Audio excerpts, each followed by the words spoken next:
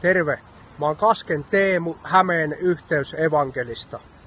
2 kertaa vuodessa on jossain päin Hämettä rakentumispäivät ja olisi upeata nähdä sinuakin siellä mukana. Mä aion nyt käydä tuossa hautausmaalla kastelemassa isän haudalta kukat ja jos mä kohtaan siellä ihmisiä, mä aion esittää heille 2 avainkysymystä. Pääsisivätkö he taivaaseen ja millä perusteella Jumala ton valinnan tekee?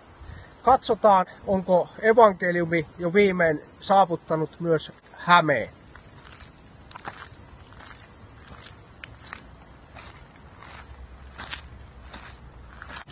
Eli jos tänään kuolisitte, niin pääsisittekö taivaaseen?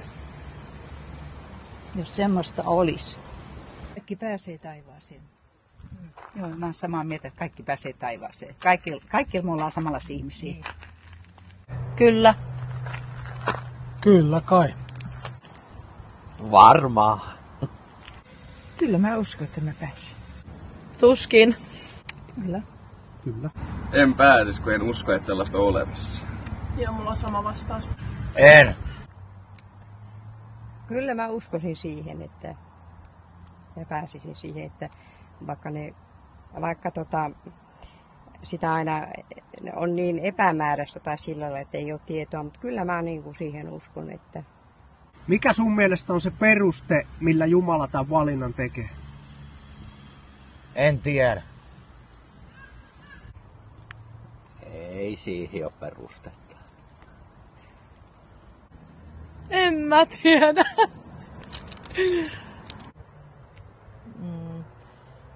Nuhteeton elämä. Minun mielestä, jos ollaan Jumalan lapsia, niin kaikilla on paikka siellä. Siihen mä en kyllä koskaan osaa vastata oikein, että sanooko se nyt kaikille sitä sitten, että tervetuloa. En tiedä. Joo. Se on vähän paha.